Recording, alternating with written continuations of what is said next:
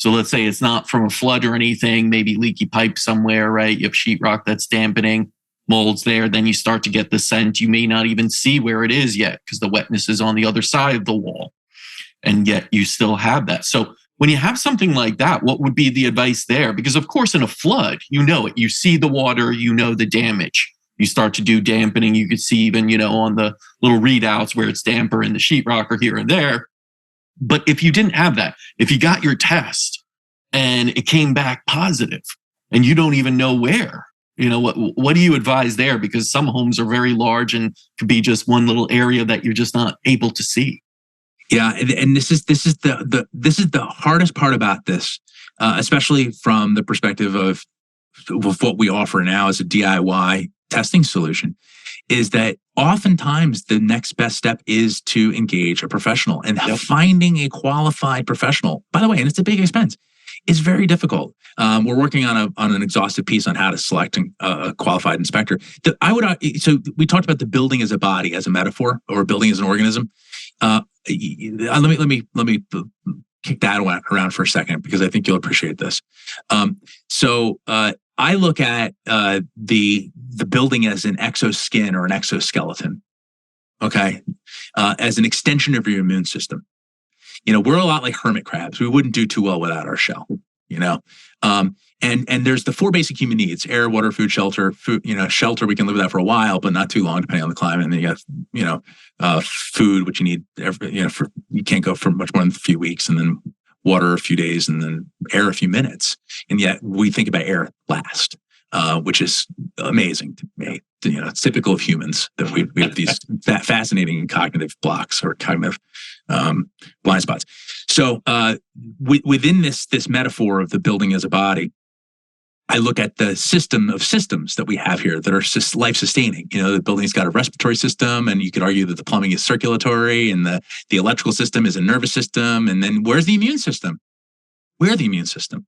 Mm-hmm. You could even argue that we're the mitochondria within the building. That we're the energy cell. We're making sure everything works, and and that's what's ironic about that musty smell doing mitochondrial damage, right? Is that the musty smell causes, right? Yeah. So it plays all the way through. And again, when a building develops aches and pains, the first thing usually manifests as a moisture problem, and moisture problems manifest first as a mold problem, and then the mold problem sends you a signal, which is the building's form of pain. And then that pain molecule or molecules, and then whether you respond to that or not determines how much of a problem this pain becomes, if this becomes its own disease. So when you have a problem with a building, you want to get some testing done. You could look at this as like a DIY test. You do some testing done. If you had a problem, if you decided to use one of these DIY tests for your own body, and let's say it was cholesterol, you want to do a cholesterol test. If you had high cholesterol readings, you wouldn't immediately schedule heart surgery. You wouldn't say, I got to get a stent. You wouldn't immediately schedule an intervention. You would schedule an appointment with your doctor or with a specialist who would then say, let's take a closer look, see what's going on in your body, see if there's some family history we need to be aware of, see if there's maybe some other variables. Maybe you just ate a cheeseburger and French fries and a milkshake before you took that test. Maybe you did. So the same logic should be used with a DIY building test, right? We test buildings and we test bodies.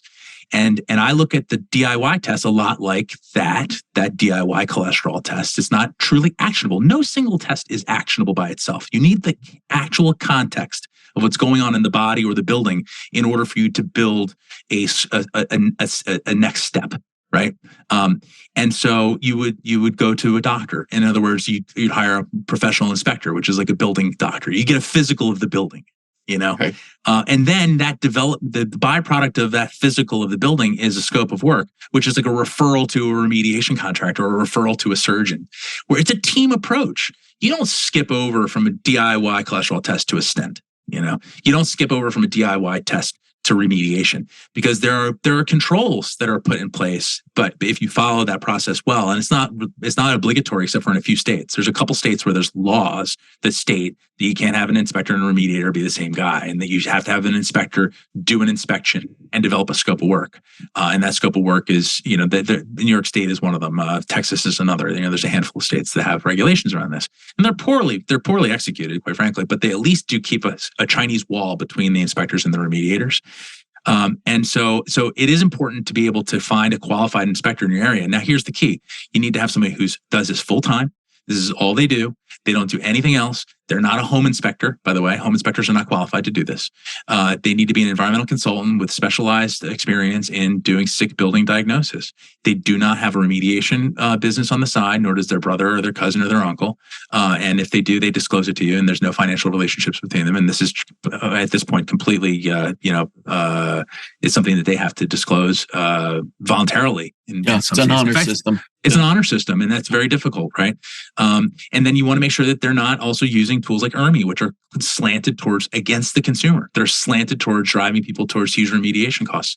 You also want to watch out for people that are charging huge sums for inspections. Some people are getting away with $6,000 or $8,000 calling them medical mold inspections. You also want to stay away from the guy who's doing it for $250. It's kind of a common sense thing. You don't want the highest and you don't want the lowest.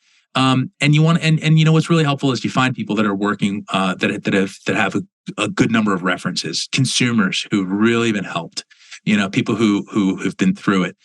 You want real life stories, and you want to talk to these people. And by the way, I also advocate the use of mold sniffing dogs. I really do. They are so powerful. If you can find an inspector in your area that is not conflicted, that has real experience in this. I'm not talking about a guy who just got a dog yesterday, because they're even more dangerous than a human by himself. But someone who's got some experience in this, and they're hard to find, quite frankly, they are. But that's the path that you need to go on, and it's unfortunate. There is no silver bullet. There is no solution in a box, so to speak. It is caveat emptor to a large degree. Yeah.